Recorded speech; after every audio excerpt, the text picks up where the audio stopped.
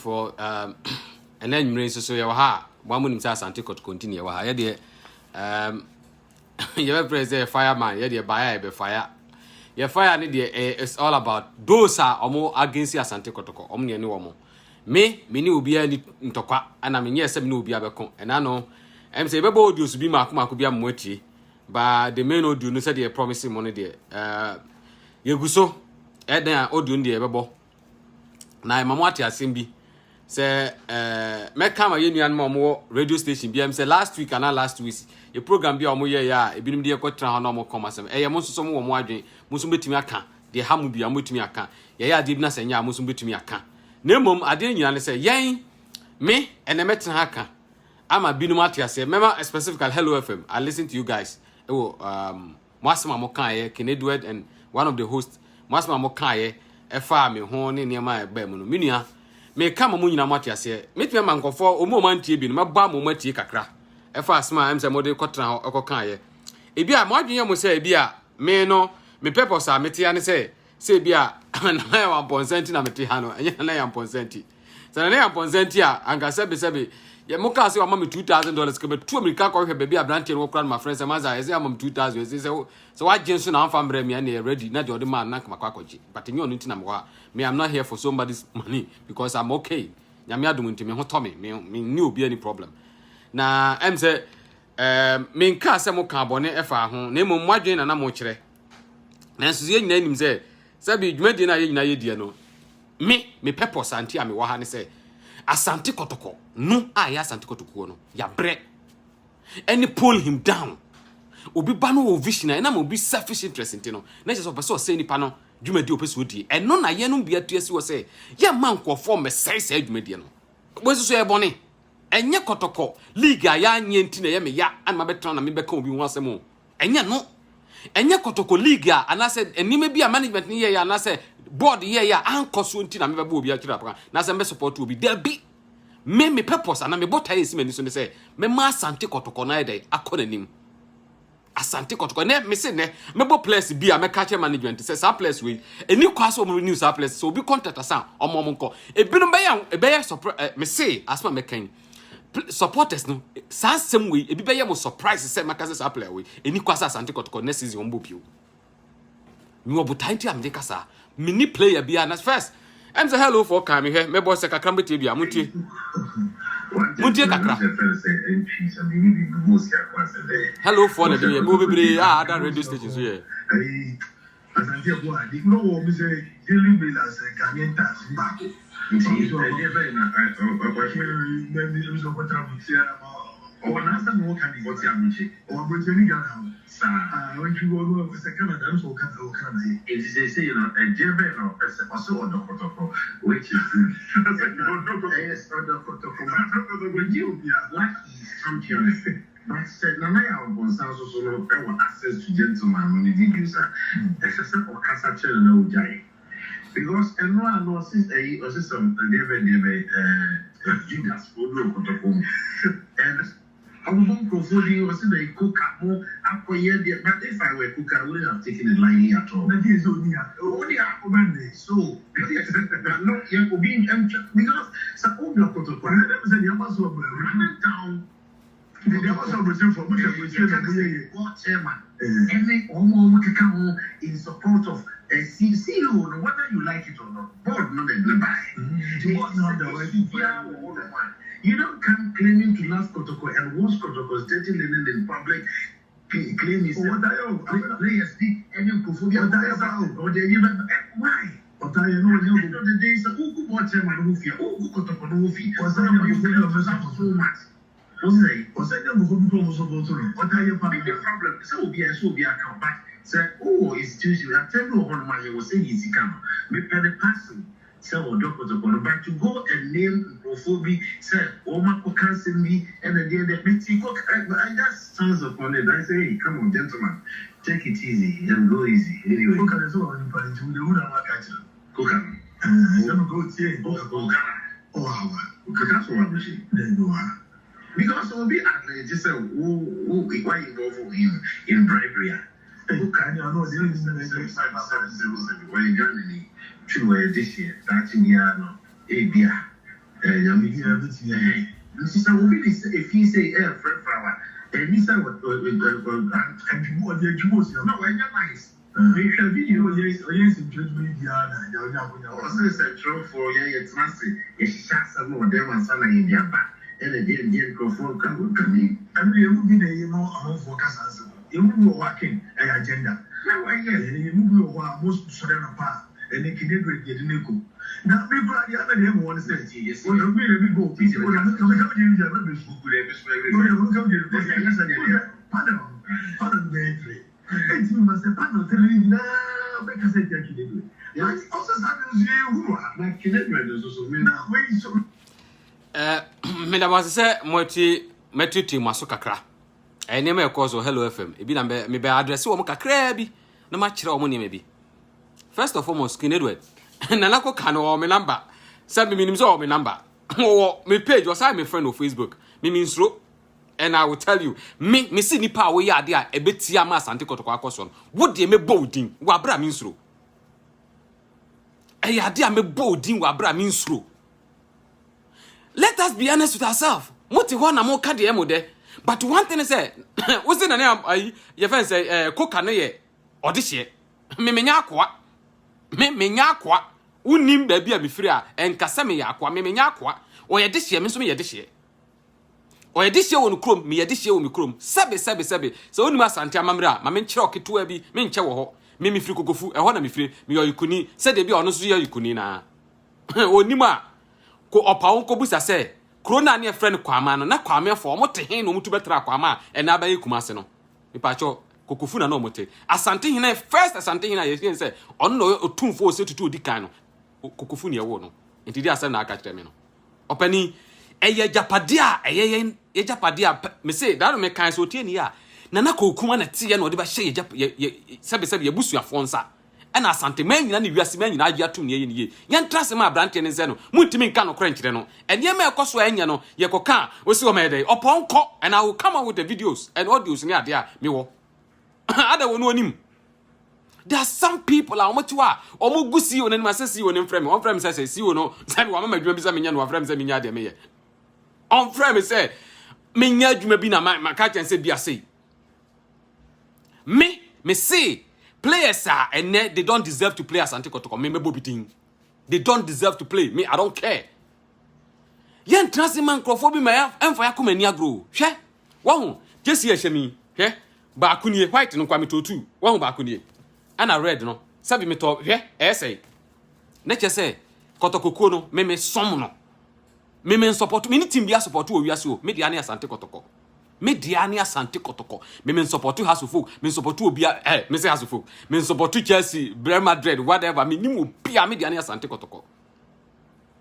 It is a dear na ye som no yen transmen kofo bi say no hwe King Edward no pretend say oni me ba me nim no oni me pa tell no redo mercury me na share with Mr. Bonsu late Mr. Bonsu several times I near conversation Herbert Mensah time okodi ni nyina minim an agenda no enya me kura se minim a men kan radio no matraso bita na ono ani host ni co-host se ho na o no panel member no e ka say ade dey esie na how come say a whole board chairman mama yen trust ne me we don't try to be hypocrite board na na aponsa by we agree na ye nim na aponsa me na minim no omo ne kofa ne baaye ana ye supporters ya gina tum sa brantia no sebe da ye so na e wa brantia ni sum no e wona dwimu no ye nim o sebe PowerPoint no oba be read no na aponsa am frame anka ntem say Joe brana betie bi na we nam dia ba sebe documents no kwa me hunu da minim de hete ye board members nan wo coin no kokasa kire mo na mo gitum mu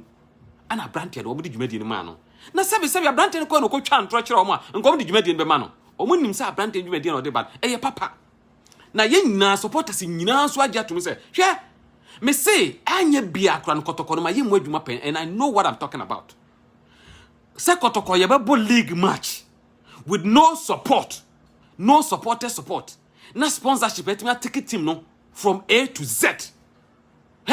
Me say Saturday way he is the first person meka me say onu ni di kan see you a odi kan a why Saturday ni bi do se me boa no hwe ye ka say o ye recommend Kwame Chei be ye ade obeye say but mama rem fi say supporters supporters moi e ka hu bi me say ye bo African Cup one match 5 matches ye raise 22 billion and ye get fin kwa season ni nyina no me record am wo no e che say any African sika Africa for buy you receive 65 billion old Ghana cedis 65 billion e ye Kotoko supporters ni tria dodo ana CAF ene hu nkro ne ba entu ka kire me say abrante ya ba na on board we ya me on say board for he and I was so happy say board for no o manage abrante no ho now only one person and I will say it the reason why I'm saying it that Dr. Kwame Chei is the problem of Asante Kotoko. Let's be honest with ourselves and let's be truthful to him. Yen kan kire no sebe. Ye say kan okreche dan for ne said dan for agro. What is the problem? E dey na branch na ye mum yenka. E dey na branch na na ya mo de mum yenyina yenka. Ene ni studio ho, omo te ho di na papa ya tem se o ye kromfo. Wo so oba se oba bebu akonta kire so kromfo. Me pa Kotoko ye bu asanjo. Ye bu Kotoko ho ka ye de chance onchofo. Sebe nya jimi a. Ye bu Kotoko ho ka e de chance onchofo. Na what is studio uso be kanya se sema mankofo atia wo be ka jimisem sei ne yekoka mo say ai na ne ya onfafo mfrem onfrem so be ka de na nkyere me na ono wasoma msem nya bibi me na meyi me bo na meye made me ye Kotokoni ono oye CEO I respect no ne mreso a obekọ but I still remain as Asante Kotoko supporter. At least men call circles mukura no at least for the past more than 30 years and I've been a member of circles for the more than 30 years and I'm still me that a member of circles. Circulated 4 me you can't be near Circulated 4 Circulated 4 is and say yes Circulated 4 is about 21 years to 22 years and you Circulated 4 that time now was Circle 4 I o bantama enti yen no Kotoko no we know dia ye sebe ka me bo me de ye ma de nyo bi ne tua once didi ma me na to station waka kire me say na na amfafo ofrem kra me ntie o ka kire me say me nya kra me ka kire say CEO me srew me bu pa but me ntie even board members ni bi frem kra me ka kire me say me bu on pa ba me ntie until say on be janya omo ye no you cannot tell me say na Kinedo the roof say board chairman radio station 24/7 I'm sorry sebe o Kotoko CEO no mte o mudi na tem no do nya dipa sebe ono ne ma me ango no na penifo na odo masi wona omdo mo yadman omo ne abusua na they have families omo from so omo ya kronfo no eno a radio station omo they don't have families they have families na de betra ha na mo de mo fu say koka he mama nka asem kra mama bumfu mama kra me bumfu mama nka masem because so be kan asema ensema me yiye pie no e de nsem bebrebe si Asante Kotoko mu mum yenyai yesi e pe Kotoko ni ye me me yes you me say me fire sa ku say those idiots, and I repeat, those idiots will stop it. Those so ye be man no omra. Those idiots must stop nonsense that omo your radio station ho. They are fools. They should stop it. We are tired. Kotoko ne nyomo dia, and enyo Dr. Chenya ne dia. Me catch Dr. Che kotoko nyawo dia. It is time for us to tell you, because mano first need the woman, but ne dia keka kono, we have to be hard. And you must go if you think you cannot con. Here say if you say kano e dan mo hia ko. Yes frɛ wo kwa kotoko ne ngu 3 years abedi unim nipa abedi kotoko no ko e de nwanwaso be na be ye ka kire ye se obeye wonders obeye nwanwase obi a obi nya bi wasante kotoko da oba ba ji league man ya na ye league ni 24 na ane ajo pokuti na je last ye nyi bio oba ji bia kan ho oba ji FA Cup yes oba e se team na de ba ji FA Cup no na ji FA Cup so so refi a oba ye no kwa Africa o kono Kadro kure say time a wo free kotoko okono wo je sika say de to ho but wo ba na sika da ho metumi aka kire say Dr. Che ba na sika da ho those who don't think say me boa no omo me say me boa metumi aka kire me say sa boy yes small boy ye to no ko andality Mohammed ya na the first name refi ye to $650,000 opoku na ton no and o ton Steven Nyako $180,000 and oja hoko sa time now all kono na sa sika no e ba ye no na be do Dr. Kwame Chensa so e na be start e die no ni sika odi kanya ye do se me boa no me kase me boa se Dr. Chese se sika na ma no wa e fa na sika na fa ye we are not case but busa hu se board ya odi animu yi eni si yi na ne amponsa ba ye no ye ma no wan sika mo de ma no so mfanye bi no wo de ye bi and mo board foi but sebe Dauda Mohammed, thank you Nana Boachinya Nyamin Shroud Dauda Mohammed ye ton $650,000 and yes kaketwa $650,000 is kaketwa and yes kaketwa sebe ye ka kwampoku ye ton 300,000 euros.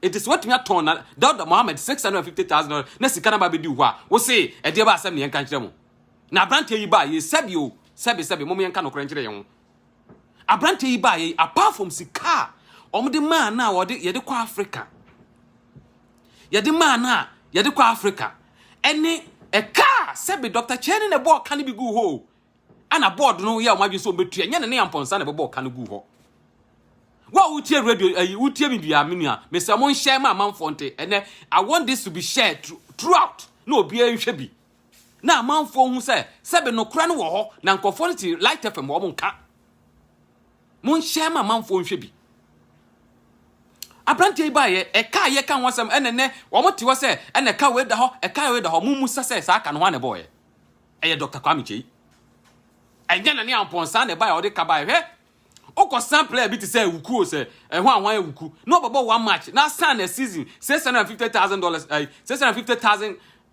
Ghana was $65,000 Ghana was say wo say why are there ye mo yensem ma on na abrantie ni pa na koshia even though me nka say e bia na ko betumi aye bi but o ye bi anko ye football no e ya hyase sabe ye nka hu say e bia na ya wa ye football administration pen but a big club like Kotoko no handle with that into we den you meet obey from so keten bi but ye nka ne plus ne minus are make to make catch us the plus is higher than the minus me okasa me man me grade na I will grade him 85%. 15% because the man kitten be ho and a new person a part of management a part of management mama me room fee e maybe do ye na Kotoko ye tro letter e de come ya na comfort radio station no almost 3 yan na almost 3 yan but the neck Kotoko letter to ha na tum say ye wanim di fo ho a omo ye dwumadie ndi ma Asante Kotoko na wo mpe we na sebe wo pe kai omotom ye koka na moti ho ana na ya ama yi mimi $2,000 no ama no zo ni account number no go ma $2,000 se me faje dai mimi hia ne sika na mi mbusa de kapra na tekuda because unim so obibi no obeya onfanya ma Asante Kotoko nkoso mimi de no se na ya obibi no obeya onye ma Asante Kotoko so nya mimi botom me de ya dai because me ankasa me yimi sika de bo Asante Kotoko obi a oni mi bia nim se Kotoko when it comes to Kotoko I pay money me tue sika sabi yesi enyi bi ma ye matches aye bo hwe even Dr. Cheta me mama example bi time aye bande ye free Kumasi Sports Stadium for 3 games no every game bia na me tue 100 cedis every game for 3 games nya me 300 cedis every game bia I make sure say every game ni draw even though you mo Kumasi Sports me tua me 100 cedis inti dia asem na obaka ache me no na obaka ache me so obema misika meti ho obi a onimi wo platforms ahodo nyina so nim say when it comes to Kotoko games between to take it check for between tua case ka de ma e bi no de ko hwebo inti no obi abaka ache me say Asante Kotoko no mimi ni ho ametua sika na maka ache say me ba be ye be defend Kotoko. We will defend Asante Kotoko na boache. Apart from that, yeni mubia. Se na ya mponsa ne management, omo ye no manye ni ya, ye be bash omo, so omo anye ni ya be catch re nua, be catch se na ye do na emo ade na wo ye no emfa mfa so omo na Asante Kotoko be catch re no. Ye be sikira catch ye nsuro no. Na mo refuse Dr. Chene ne manati radio station, na sembe no mka se ai, CEO, se minim se CEO we ska o. Ana ya na omo sa CEO ko pesika yi. Na ya mponsa timi sponsor central phone num do mo ko abruchire na se wotumi message media na mponsa ya sra minim so ya connection man ene me wonkofo bi ambe so obo omo we nyina ansem hunu na se bi wo ka che central phone na omo to say ana na CEO na aso wo mo ene wakogu London mekeka wose wan Sadiq Adams Roxina J Yeboa ana yesi songo ana nipa mienu bi ka ho mo de minim wo mu din si waso mo do makogu London na minim se CEO your connection man minim se na ya mponsa sa wo your connection man anko ba so Kotoko supporters nyina be gwa buche na ohia sika supporters na yisika be boa no eya mo nyai allegations en faso bi ani so hwe so ba ya de good sabi se ompo obi asema men se no me etina I always make sure say I don't want to go so far against Dr. Chei because at least odni sika bia Kotoko ono so nyamfaso Kotoko mu obi adimi kan jemse Dr. Chei oba ya nyamfaso Kotoko mu at that time ono kwa na run Kotoko because of no confio mo no confio kwa and omo te wo and omo jeje nsem hunu and omo tini station woka na be kan che me ma example bi Dr. Chei ba ye no onya sika de ye me boa pa mu musa se na ne amponsa ba ye or request sika free management or board member se no de man no no de man no sika na de man de man no na ne amponsa na de ne pe ekosai sika ko use sika na na enan ye nyatie board member Mrs. Evelyn Insiasare asema ma mi kan ye I listened to her yesterday at I think one of the radio station Mirafinity Oyerepa she asema ma mi kan ye was say board no dwumadi na omo de ma eye CEO no enu apepepe na oye na ye kase o ma ne percent o ma ne 90% hwe o board member o enyo onu ko me ne board members ni bi aka am bi no mo sese abrante ne dwumadi a omo die no se ye nyane so nanka wo trust na asumdue ba Kotoko nanka twene sai bi ani ho anka abrante de Kotoko be ko akiri hwe me si ade anana ya wamponsa ya obi meye bi wo Asante Kotoko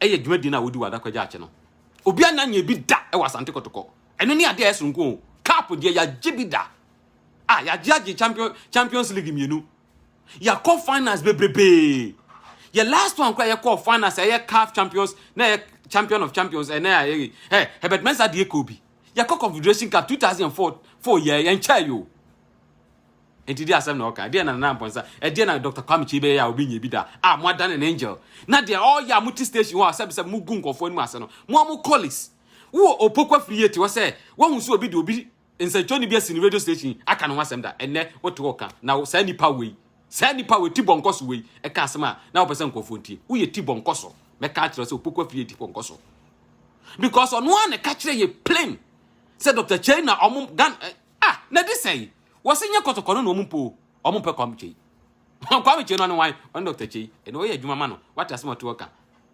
na wako wo be kan asema me ati ase ena de so eno omo say na never mponsa kofa player bi to say okay Muniru Siri o si de Muniru Sule Muntari nua no am na ba be sika di amane ko na wie ya wasa kwa kotwa contract me kan mo atese si ye ka the west signings a omo be sika di a Dr. Chei na ye me see Dr. Chei time enya the west signings sika emu oduro so koye me mama ba kon adingra en wasia ye kofa adingra betu an ka $4,000 ma adingra koye $4,000 ni etu ma adingra wa sabe totas kra me a sabe ma ba akokra mbo metima bo totas asen no adingra ebeji $4,000 e de koye one keke one ball Asante Kotoko sika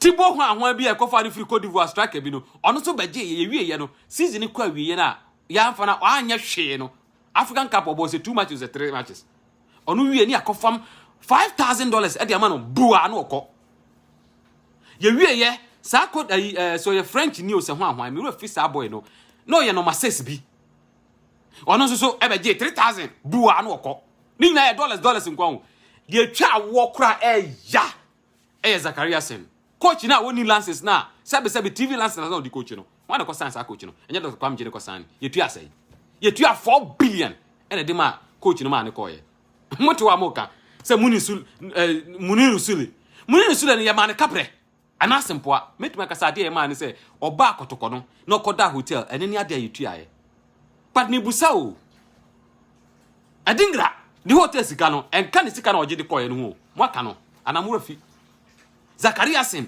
hotel na wo die san no ti VVIP e wo sports hotel no mwaka ho asem anaya na mka se refi on eya you see you ani asem punam ansa na akwa ko yobi de me say Dr. Chei if you don't stop your boys we will always going to me say you dey run to me because we a whole board chairman timi ko je ade free board secretary ho na wakwa ko liki dia man nenti senka santeman ye de ekun senka de sikadwa akosia okoko de sikadwa akokere akoma abrofi mom de ko oba ya santo adwoso ena ogina ho no defend say o de sikadwa ye di sikadwa akosie anka Dr. Jay anko de sikadwa akokere ma abrofo de ko ye ebi no aye no wa ya sante dom mon trasen kasa mo boss anya de mo te na obi na mo attack no na mo nuanom santofo bi a sebe o mo tu o mo kwan o mo na mo do o mo nkwa akoba sensem Oka Evans aduma kwasem say o yakofa Evans he mum yanka no kure abrante ne ba me onya ade papa bia ma me sa but wanya ade kura he abrante at least wa she base 6 goals o she base 6 goals FA Cup mo niema mo ye de tia team no ana ama team 90 yanko nanim ye ni nyina mo niema mo ye mo niema mo ye ni mu course ahodo emu referees am frefre wo mo eno na am yantimi yanko no mo mantimi anya nyina ye ni mo nyina me say emewi bedu ye be kasa asem no na me say people will be shocked say hey when enti o betena radio ko kansema eya na omho ye me nwanwa because hwe say omunim say ene de obi anim say me adwuma na ma ye bi pen ana ade no so minim de we ayeye no enye obi na be ka kire me minim de we ayeye no radio station ma transfer ye bi adwum ma ye program so at least man cha so kura no ensantu adwuma me ye 13 solid years me ankasa me ye newspaper me ye fen Kotoko Focus opa ya busa ayi na ye hwan mokra time say nana Sylvester Sare wo sumo second time na say na baby wu ni won kwa me benda akomo ne nana hindu am time na eye me ankasa na me editor in chief me ni me nua ba kwa agenim ana ne ye sa paper no ne fe na Asante Kotoko Focus obi a those time do hu sa paper no bia na ye me na me ka ho bi me na ne ye ne ye sa paper no enti ne Kotoko no ya tie sika akohyem ama ahye pen but nya no ne hian yo Kotoko no ye yi a me da sa na minim se ye nuan mo hye wo tie o mo nyina beda Kofi Agiman obuda obeda me nua me bo ana sa na Dominic onso da beda Daniel Kwachi da obeda sa na Dr. Kwame Chei sa Kotoko ni koyi a ono so da obeda na oto na so ya Asante abro o ye Kotoko na officer na ya mponsa na ye no CEO na ye no Kotoko na ye na bro e hodi ye problem munya branch no man nya na dwuma for the Christ sake say ma ye ma mi kan ye munya no man nya na dwuma na branch e ba ye ya man 3 years wa fe no ye 1 year ye nyina ye nim I don't think say na ye me catch the management me say Africa no say obi see ye ma ye nko Africa bia ye sere wo mo ye nka se be ko Africa bia this year omo me fanya da kwajache ye sere wo mo na ne amponsa wo no board from board to management yes remo yanko Africa bia ye hu se kwa bi beda o se yanko Africa yenko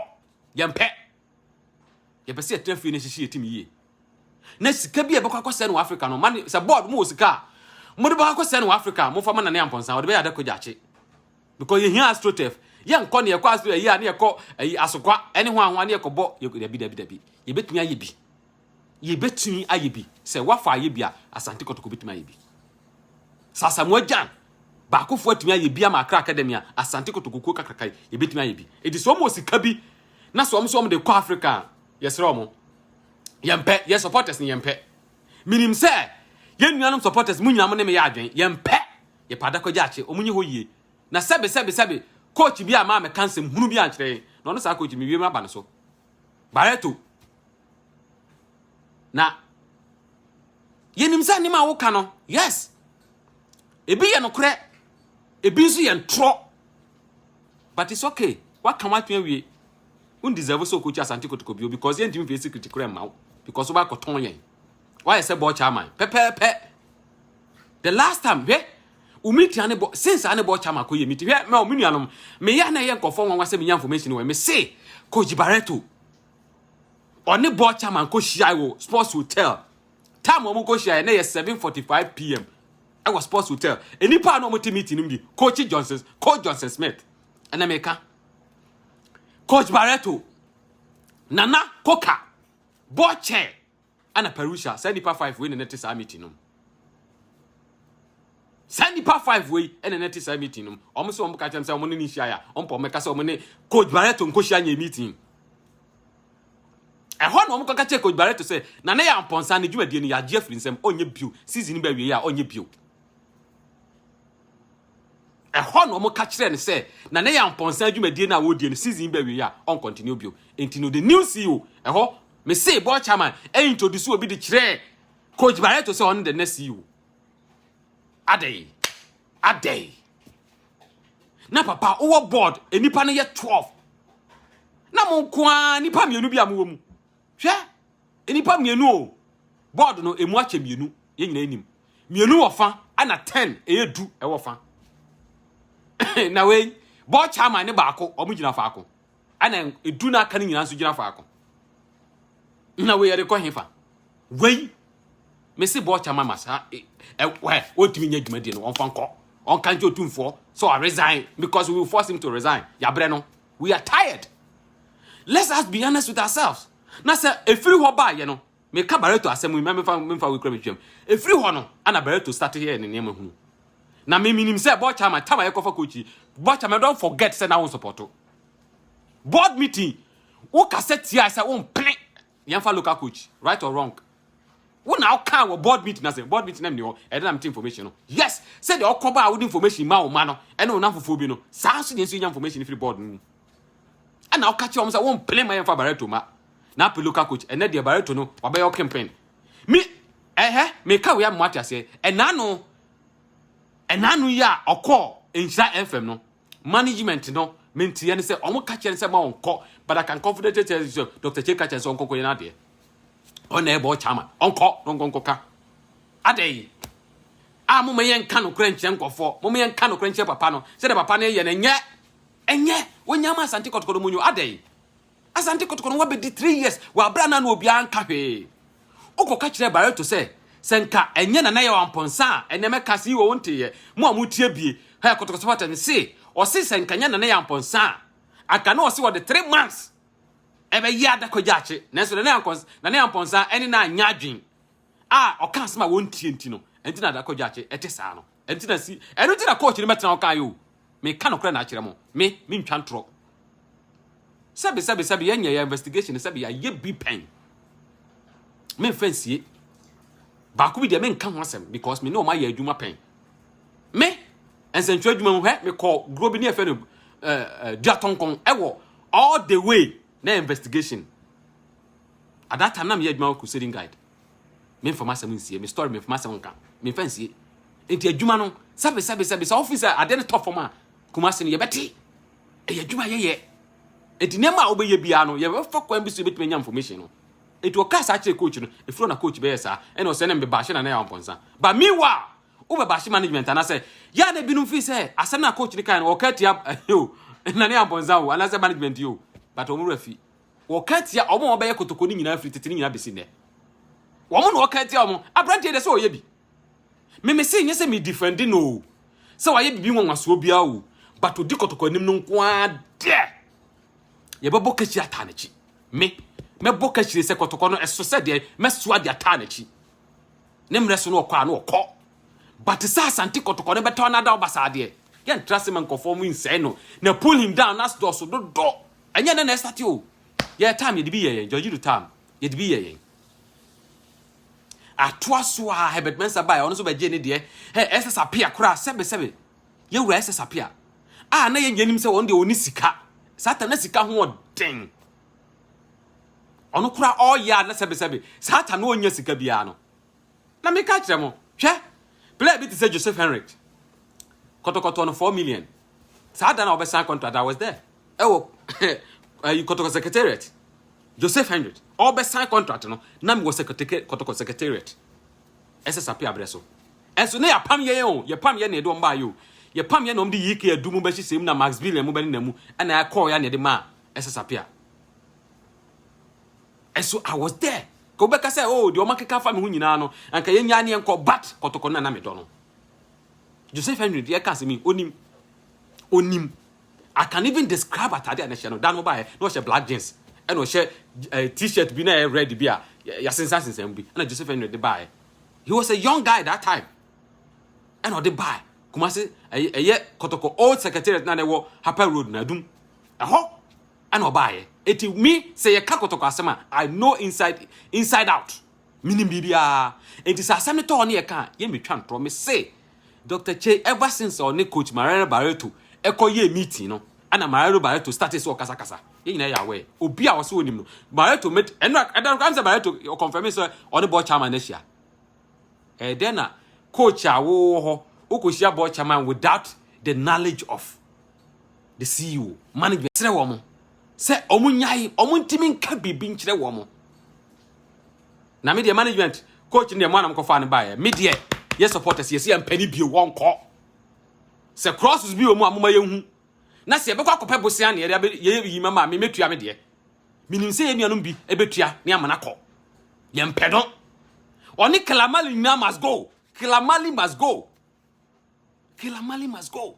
mummy anka no kranchiro mo me ba players na madam who politician no me say management enemeka musimusura mo dem mo amose mo mtie no Habib Mohammed no matter what Habib Mohammed will do me say me catch them mpelifo am obi ate Habib Mohammed should not play Kotoko in the next season eni kwase ma sa brante bo Kotoko bio me information me nka ho asem but me say management ma Habib Mohammed bo Kotoko bio a me ye demonstration against wo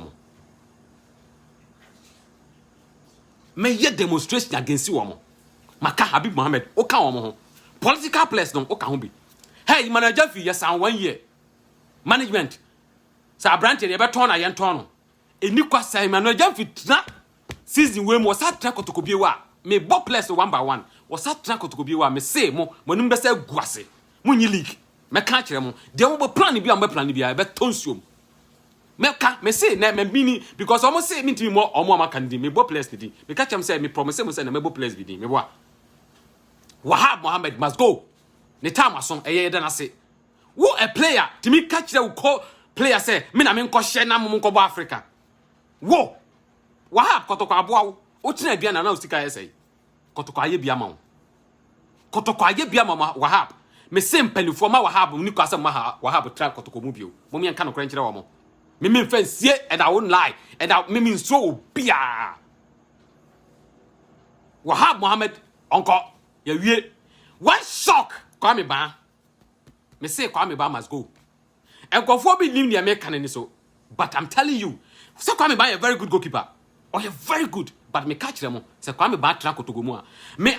Me Saka audios be investigation. Some of our matches. Chale mo me nyai. Me say meka management. Me sremo season aba wiye. Kwame Ba say dey no contractor. Mo me nkopa bosia ne ntua ne ka mo de mo nka e ka ne ba supporters betua se sa obetena team num na why politician de mo ma me say mo ma ne nko obi ni manager fi oka ho and the Siama is the last person maka me say Siama oka ho bi adai na wo play at Asante Kotoko mu na wo sebe wo tutu Kotoko eburo na wo di yes yetua oka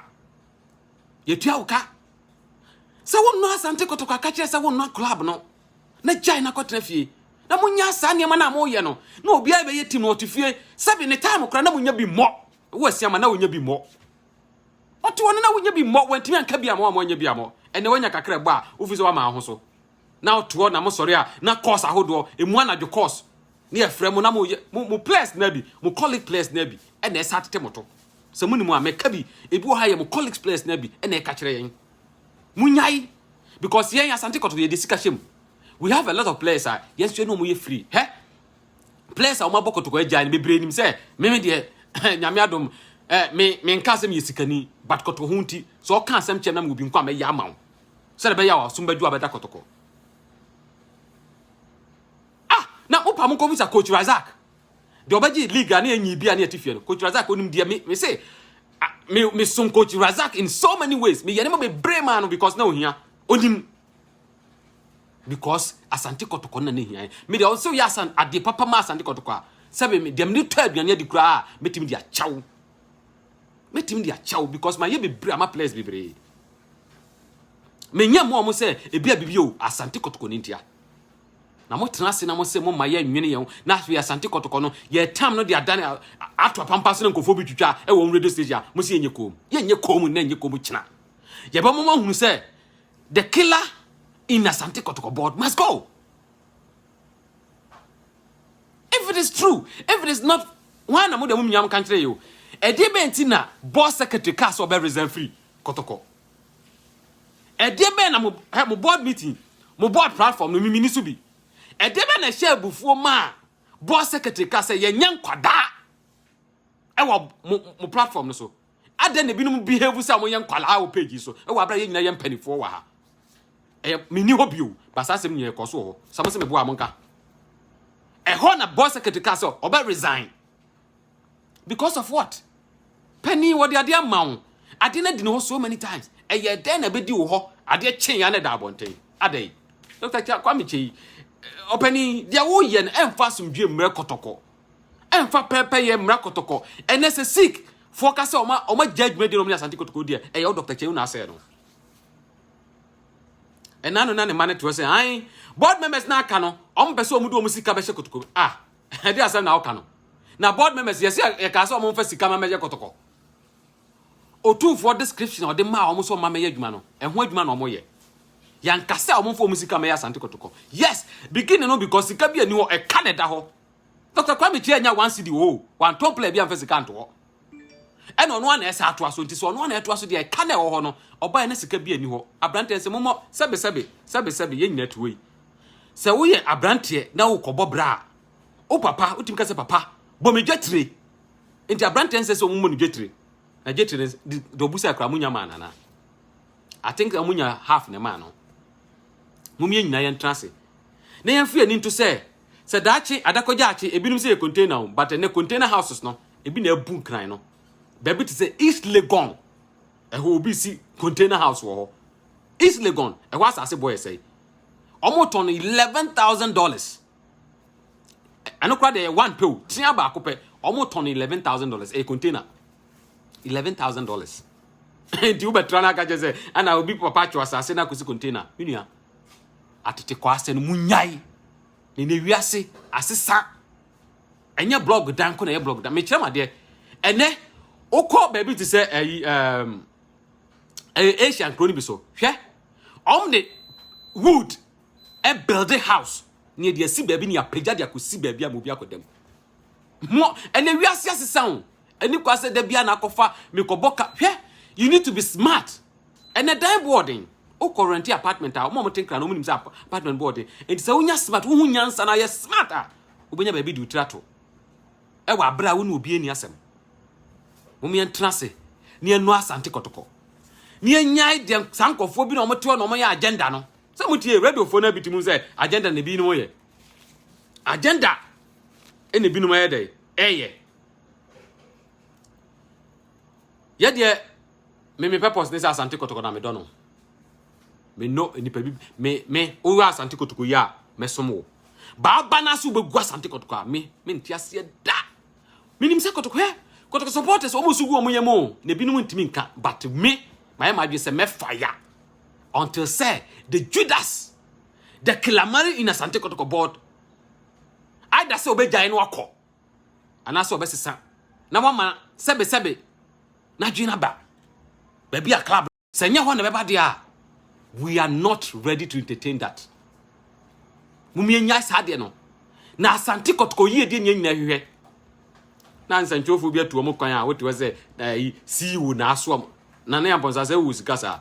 Chale nana se obi mfan koma no se mesisi wo sika. No se obesi sansanchofo yi akogwa buruchire na obe connection. Se de nkofo bi to na eka o. Well to what na sebe Jimmy because omo na tran radio me ka say me papa o man eja sebe me papa me tu me papa obo Asante Kotoko 70s wa me papa anka sa owo me wa bo Asante Kotoko da from Asante Rose and obo Asante Kotoko obo Asante Kotoko for 4 years and odi jai Cote d'Ivoire ko club near Fen Stella Club e wo man ko no e ho no ball okobo African Sports 1 year and na mu bu ye no kotene odi jai ball me pa jai ball 1983 84 and 83 84 and odi jai ball otiase omuye oye old player of Asante Kotoko akopa okahubi sebe papa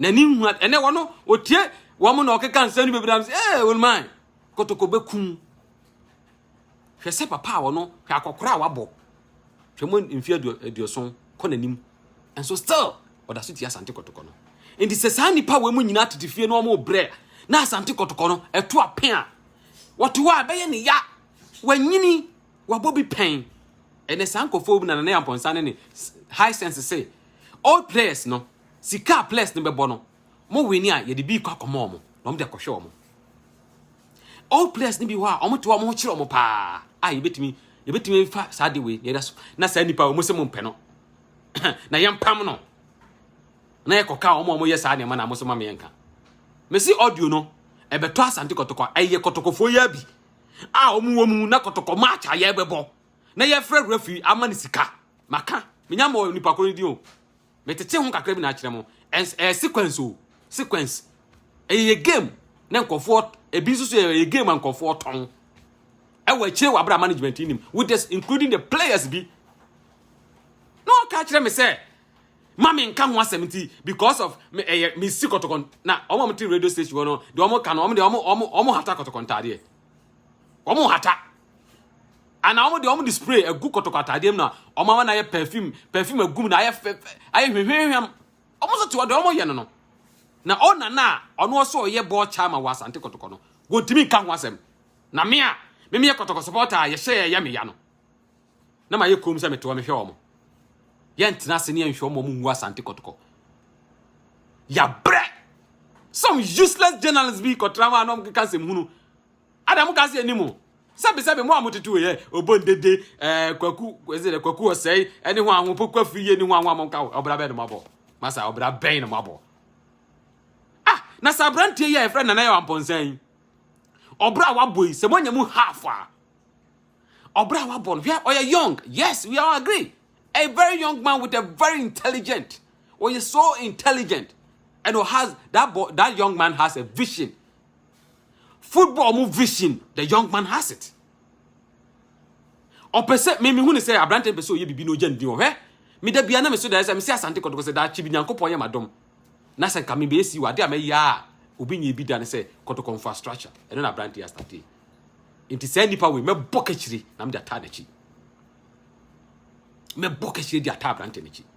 Na ni dwuma dia wo di wa Asante Kotoko no enkoye.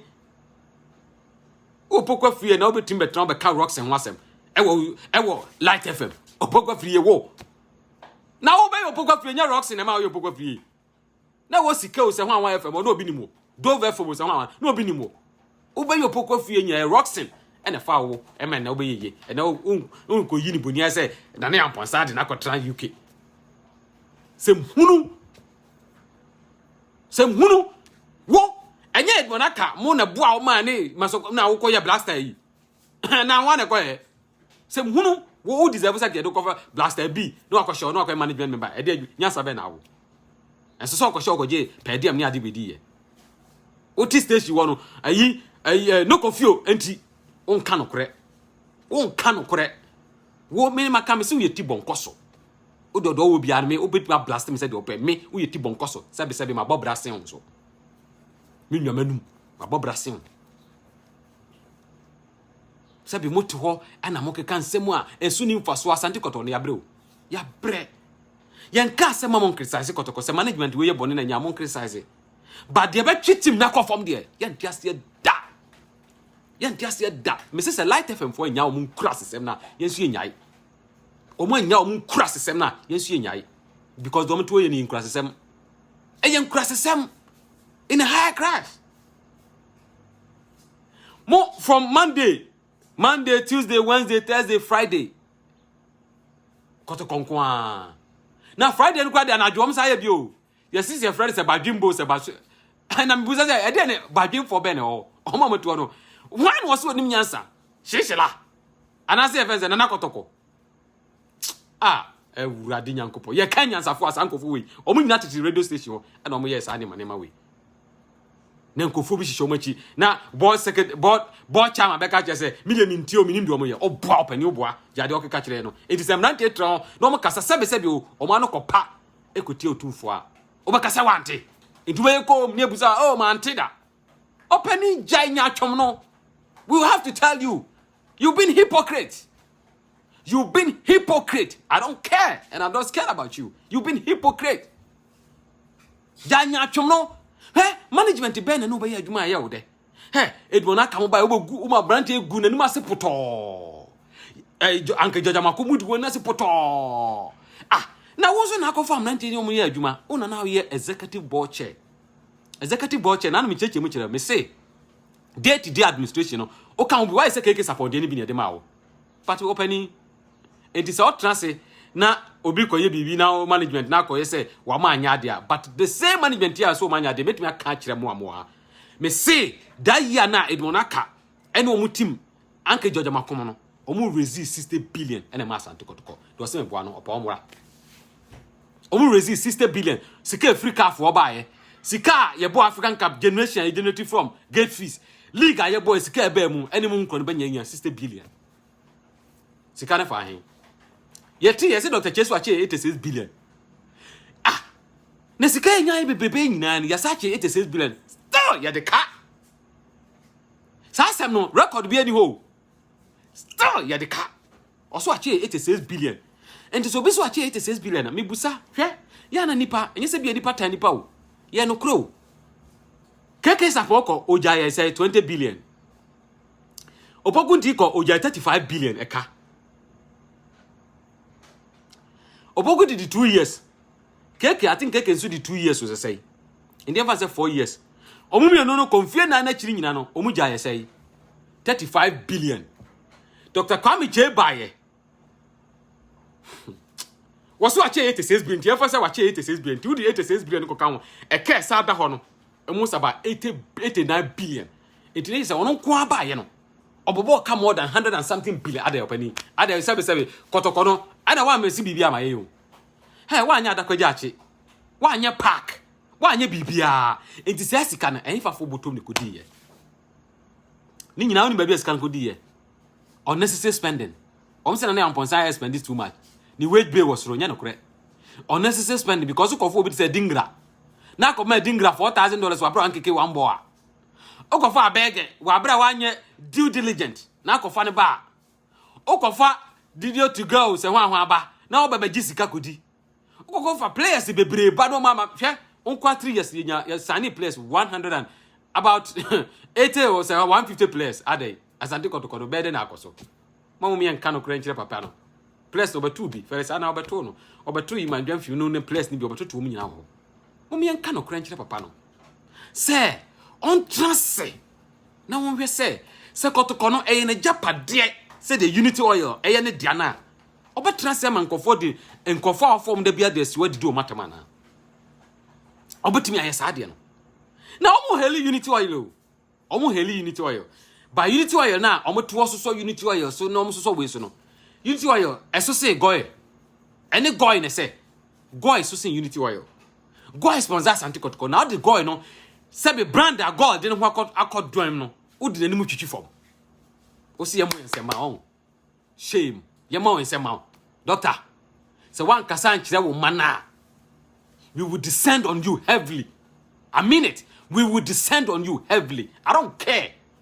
We must tell you the truth. no cry best ye free. We will descend on you heavily. It is time for us to cease fire. If you cease fire, we will cease fire. But if you don't, we will keep on hammering you until you leave. Because my petition, my tro, me deko. Because ya brew. Why you be? And my say, oh, obi the one which you for my supporters name bua. Oh, no, last week obi otibia. Oh, you be yawe womu. A yaw, I will be mu. Nina idea, a wuntia. Because what the radio station next to and our radio station, Tino Matona, management be obiable Sam. Obiable Sam. Obaye, who did 3 years? 3 years, don't say some management to bear 4. Say 3. Yeah, la boa for Mumbai, Omokoe, Savuduku, where Mubano Moko, Aden, our own quabian to know Yajuma. Sankanea, we are supportuna. Ananka board in your choir, Cananea, in combat Pamano.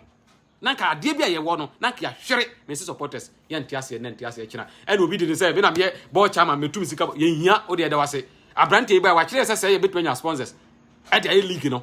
Nanea, Yamisha, no management. And the board members are Musumu Jim Pa, Moditas, Anticote, Yamishramo. No more Passas Anticote from Yankupo in Shramo. Yan found Yankupo in Shramo, Ombramoise. Yabro, Yabre, and you pull him down. And your net, Shubeka say, Kotokani League in Tinemi, and Yami Yabako crowd, me dead. Because first day I'm kind, me say African, yam Pebio, see. Sisi where then me, yam fancy a club, because, show, says the Kana Eboka Seno African, waiting their quad Kojachi. Dr. Cheka saw to war. Minim said, me the minimo, Muna Morgana, so a 12-year dear among country. Minimo. Minim said, what 2 war na my endia, Mumianka, Monkanama, Bonabasoa. Mumian said, Obinim, said war na Wadakojachi, a 12-year Dr. Chet 2 year, me baba Bonabaso. Why are dear? Into Adakojachi, Sikane Bako Seno Africano, opening Yano ho. As soon as I coach in the same Kanyana Naya one Kabesi Stadium. So Sikabesi up and you would see my ye crying your stadium. Oh, dear, for Sikani in Akosha Dakojachim. Never bore a basso saco Sijan Copobeba. Oh, the yin here. Code Barreto, meeting and Koyaka and say, and Kanyana Naya one Ponsa, a dear Kachana won't ya, Kabama Dakojacha, say, Real Madrid, no one woman. Who the penny was say? What baby ye be? Oh, yeah, you know. What a swore for Sikanama. You better was it near Boabaso. Who the old disease can my area, my want and only management at them, Scow, management, the only Matan can yashi, Sicano. But Kakrana, you all no swap. Ceciano, before she cried me and say, seeking for both food and den. Ah, ma, ya won't pay a number with draw sponsorship, a day. All because of Omnimabo one thing, a day. Independent, if yes, sir. As I'm taking on now, don't afraid they would think of Obiachi. I don't know about thing. And send you for the Okoka, Ombeyo, but yes, I'm taking supporters. Even here, me say, a beer wood do more create chas and take otoko. I must take otoko. I don't care when it comes to that point. Say me Kwama Santiko ma Santiko. I'm ready to fight. And I won't stop it today or tomorrow. The best thing, you hear the papa at the mass anticotico. You need to be born in Tiaubia. You need to be born in Tiaubia. We player. Now, to mass anticotico now, but to us, we just show fireman the kind. Sanko Fono must go. We don't need them. We're tired. We don't need them. Adain. Na asante kotoko mu na da bia enani atwen ne de akọ achi enani ye obi pege ekosra no obi atwen he ebi na ye ma Herbert Mensah dwane ye no me come say Georgido administration say year na ye de pam Georgido no that year no aka no matter what ke beji league no ka de on be ye but pull him down say ya anyone was say ya ye no moko Dr. Keke Sapon. Oye na jinsa Adakojachi. And Adakojachi. Beginning here Keke Sapon. Dr. Nyamin Shirao. Beginning here Dr. Keke Sapon. Me so ya de Papa Marcos and Dekotoka Udim Pamanumu da. Etimi Dr. Keke Sapon. Me mama no ntiane da. Anase min ka bibintiane da. because when India Asante Kotoko no oba we no, even though it gets to a point na me ne nya adwen say odi Asante Kotoko court, but asem ne ba a we draw case no what ne ba bi ama yes was football kra wo nya bi o vision na God bo Asante Kotoko sa na mehu na ya amponsen na ya amponsen wo no management yesre mo mamu ma obia frustration mamu frustration mo nhwe so mo focus na mo nya Asante Kotoko David Dasobari then time ni aba na ya amponsen ene mo amaka ho a minimo memtimu mudi munyina mo nyam adwen sa Asante Kotoko supporters ye taamo achi na mo so budi ehwam a mo so mo hu de beye mo mamu kase ebi obi frustration ti mu gya yakọ eba sa mo di ehwam kase because me minim say board yo mutimi pam mo nem pam mo china board no enipa du na tower china na amponsa so onimi dia me catch your board no enipa 10 omo support o enipa menu pe enipa menu no omo nta mo chi no ba akokra ne so on tower chi o no no dia no because of enema kiti bi a yentimi mudi wa hanti no enu nti na ama sa nipa no kra no wontimi but okọ nchen ya na kakra bi ba sa nipa no ono ana akodi ho adenti na moye board nipa 12 na nipa 2 enyina kwa adwenkrum na mienu de o magye nko baako na kire se nipa 2 na mo magye nko baako no mo like something. I'm sorry, mo like something.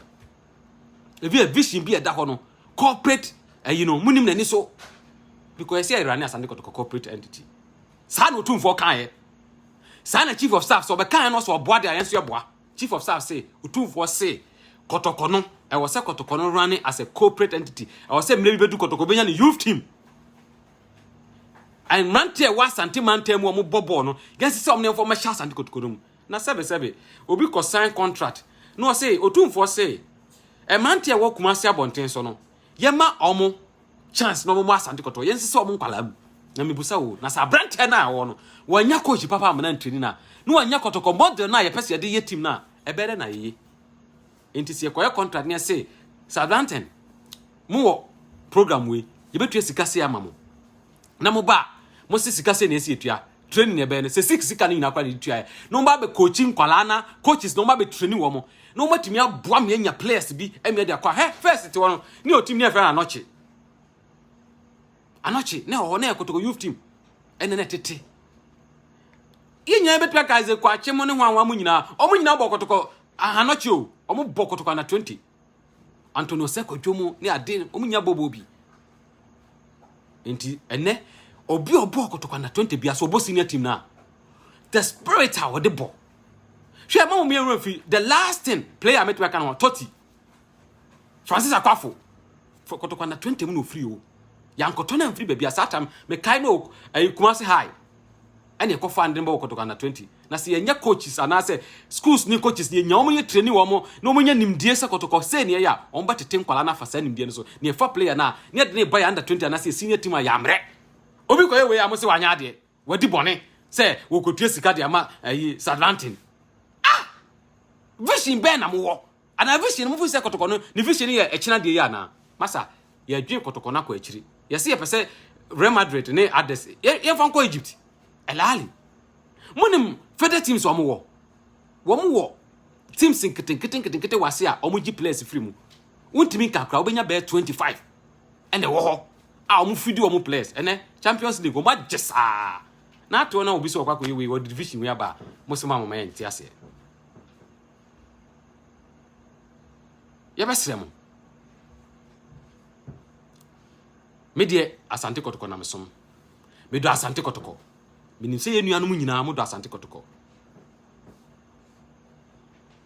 na sa ayi o me de me from information center ana ye nua baako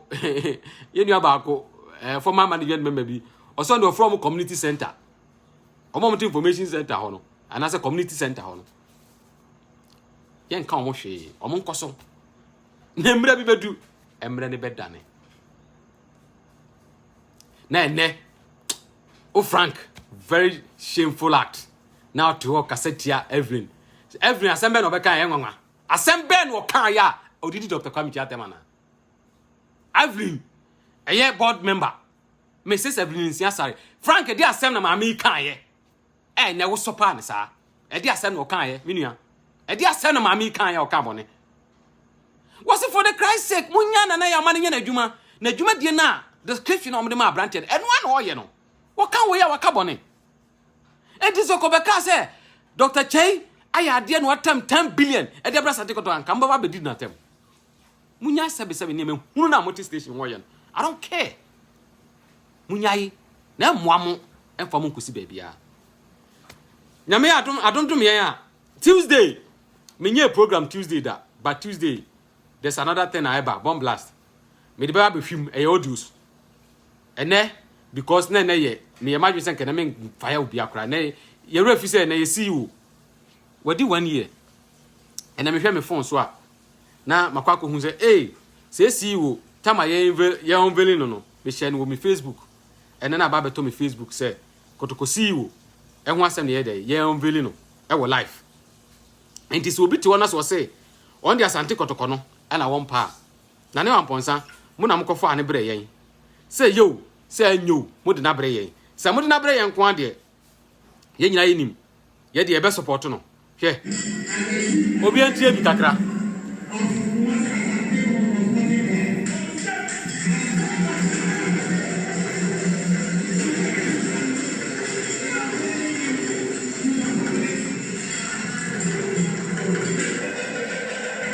obi ahwe bi we o wow Abranche wanya afe na yaw congratulations on management ade bia wo ye bia no me de eje me kasa e de ama wo me kasa ma dwumadi na wodi na ye yakono na ye fe enti ne ye adwuse bi defendo ba ye de anya ye be kan kyerɛw congratulations on management dwumadi na amudie no ye Kotoko supporters binom ye ni so omomo ni nso no me kakra bi wo ye be 1% pe ye todo na ye de support mo yenim se wudi dwumadie no ene yenim se yeden a wayam fom so nketenkete bi ene de wa wonim se ene man nketenkete bi wa bi aka wonya another chance anka anya ne sa e dwumadie bi asa na se akoye se wokọ aware mu aware foforo no start aware na ebedu ba bi no inexperience ntino bayam fom so nketenkete bi aware ba wo gain experience a wo bon se de na ade wo twisan no afi na ma wo pagya nyame nka mu nyina mo ho na mo dwumadie a modi ma Asante Kotoko no mamo mo wura mfi se Kotoko supporters ta mochi ya domo sa na ye board members nso board members nyankopon hira mo sam ko yi abrante na na wamponsa de bre ye from Dr. Kwame Chey ebesi the last person on the board nyame nka mu nyina mo ho on to mu nkwa namu na mu nyan agenda na ebinum e wo board mu no mo ye no ye sere mo Kotoko no ne ye do ye ntan obi a ena me ba ha Asante Kotoko ntina mo ha nyame hira mo on ka mu nyina mo ho nyame ya adom a Tuesday mentanye program Tuesday but Tuesday we obiantam chuku eno de ebesi esi ana esi ebia na nkamperfo bi si binum se maye nye but ebi na se de tudwa na de asumdwe be Kotoko ayo se de tudwa no kra ba akopɛ ebinum minim se beba ne bi bedu nan se nyamia ya daughter wa ya me kan ogra na kyerɛ mo minim se sa na beba asma me kan edu ka se me voice na ye ni say ebi ka se nyamia ebi ka se nye say but mo amunim enkofo bi telephone number no list no mu no omo audio no mu nsem no na telephone number bi wo minim ni papa and telephone number and I'm yet to find out and the person did mention somebody's name say any number se mo amunim so mu trase audio ni ba na mo ba mu nyam aso kom na mu ntie number bi bepiem obo na wonim ni pakora na aka ne din a kyerɛ me eba number bi wo audio no saa de na am se bepie no number ne ba abo number no na fa kyerɛ me na abo de kyerɛ me a na wonim ni pakora number obetumi a kyerɛ no de a kyerɛ me nyame ya adma Tuesday ye fancy ene maka place no na ebinum ti radio station radio bi ese no so wo se takra dio se ene ba ko bi so wo ayi sampa matimu nyina mo nka de mo kan yes ye pa Asante Kotoko ni ye menka se me do Asante Kotoko sin obia but eye me bundle ene me time and am dey Asante Kotoko adwuma me doku ni ntia musimi ntimi nka ada me nka place ni dia na mabo place ni bi a kyerɛ mo me nsuro eye Kotoko me say management sa place we omo nkɔ so omo na be bɔ ami agi league ene ye nyi league ye pɛ maka nyame adoma Tuesday menye program ba Tuesday we yebehia nyame nka mo nyina mo ho nyame nka obi a ho yebesa ehia bio bye